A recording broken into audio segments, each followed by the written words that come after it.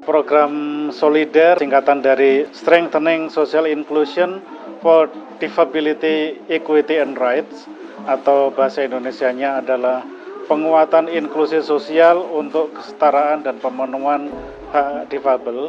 Ini adalah bagian dari program inklusi yang merupakan kemitraan antara pemerintah Indonesia dengan pemerintah Australia.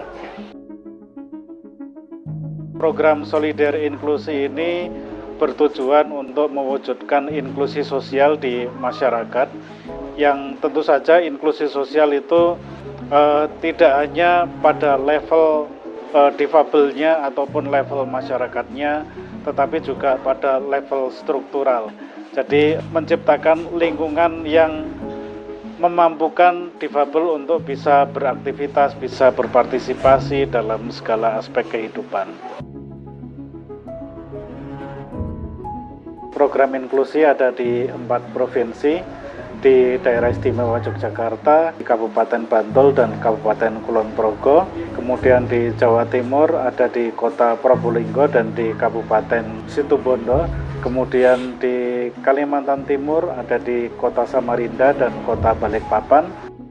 Kemudian di Nusa Tenggara Timur ada di Rote dan di Kabupaten Kupang.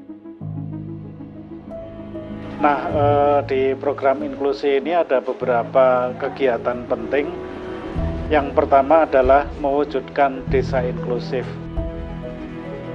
Kemudian yang kedua adalah pemulihan ekonomi sebagai respon dari pasca COVID-19. Kemudian hal yang penting lagi adalah kita mendorong perubahan kebijakan yang inklusif.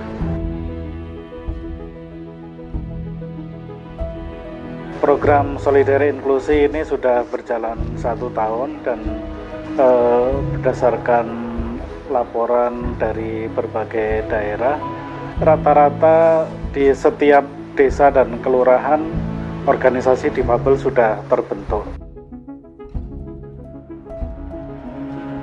Diprakarsai oleh mereka sendiri dan kemudian mereka sudah punya kegiatan rutin, bahkan kemudian membangkitkan semangat teman-teman difabel karena yang selama ini mereka tidak dilibatkan dalam semua kegiatan, bahkan dikurung di dalam rumah gitu.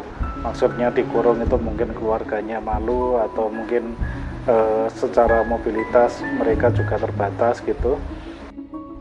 Nah, tetapi setelah mereka berorganisasi ini mereka berani keluar rumah, ya, menjadi lebih percaya diri, kemudian mau keluar rumah.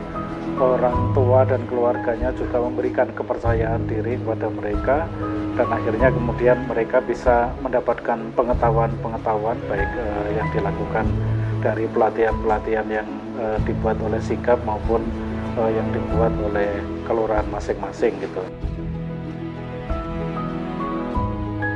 Sebagian besar organisasi difabel di tingkat desa atau kelurahan ini juga sudah mendapatkan pengakuan dari desa atau kelurahan setempat. Sudah ada SK misalnya dari desa atau kelurahan yang membuat mereka kemudian setara dengan lembaga desa yang lain.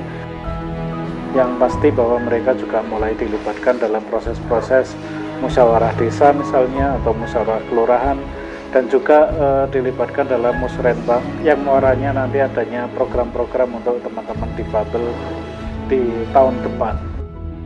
Dari sektor swasta ada beberapa perusahaan besar yang mulai peduli untuk memberikan peluang kerja kepada teman-teman difabel.